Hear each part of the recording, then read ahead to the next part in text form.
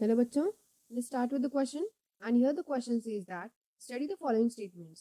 So यहाँ पे हमें four statements दिए गए हैं and out of these statements incorrect statements कौन से statements incorrect है वो हमें find out करने हैं. So let's start with one by one. So first statement कहा गया है कि जो red light fall होती है falling in the range of wavelength 660 to 760 nanometer and it is the most effective for photosynthesis. तो यहाँ पे ये कहा गया है फर्स्ट स्टेटमेंट के अकॉर्डिंग दैट कि जो रेड लाइट होती है उस रेड लाइट की वेवलेंथ दी गई है. Wavelength for the red light is given and that is given कि 660 टू 760 नैनोमीटर होती है. So that's true. सो ये जो रेड लाइट होती है that varies from 660 to 760 nanometre और एब्जॉर्प्शन के लिए या फिर हम कह सकते हैं फोटोसिंथेसिस के लिए सबसे इफेक्टिव लाइट होती है रेड लाइट एंड साथ साथ ब्लू लाइट भी. ओके, तो रेड एंड ब्लू लाइट बहुत इफेक्टिव होते हैं फोटोसिंथेसिस के लिए. सो ये स्टेटमेंट एकदम करेक्ट है. So let's move on with the next one.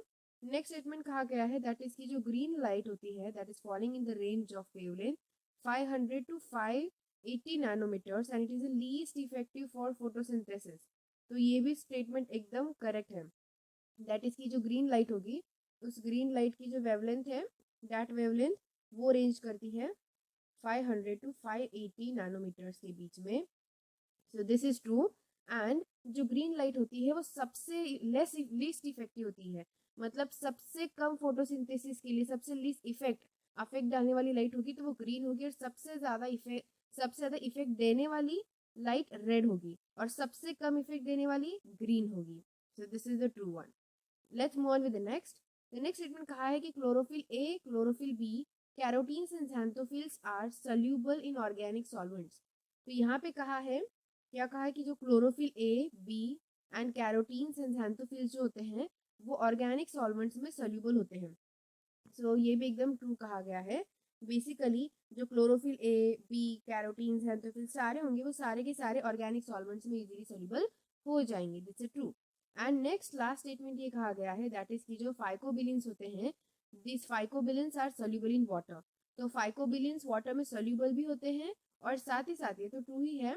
And ये फाइकोबिलिन्स की तीन डिफरेंट पिगमेंट्स है that is the phycocyanin, then allophycocyanin and then phycoerythrin. इसमें से फाइकोसाइनिन एंड एलोफाइकोसाइनिन जो पहले दो कंपोनेंट है they are for different colour and phycoerythrin ये होते हैं रेड कलर के लिए. Okay, so like this all of the statements are true. लेकिन हमें तो इनकरेक्ट ढूंढने को कहा था. इनकरेक्ट हमें कोई मिला नहीं, सारे करेक्ट है. तो दैट्स वाई यहाँ पे हमारा आंसर आएगा option number D that is none of the above. So दिए गए फोर जो भी स्टेटमेंट्स है उनमें से एक भी स्टेटमेंट रॉन्ग ही है. सारे स्टेटमेंट्स एकदम करेक्ट है. So that's why D option will be the correct answer for this given question. So I hope you got the answer very well. Thank you and all the best.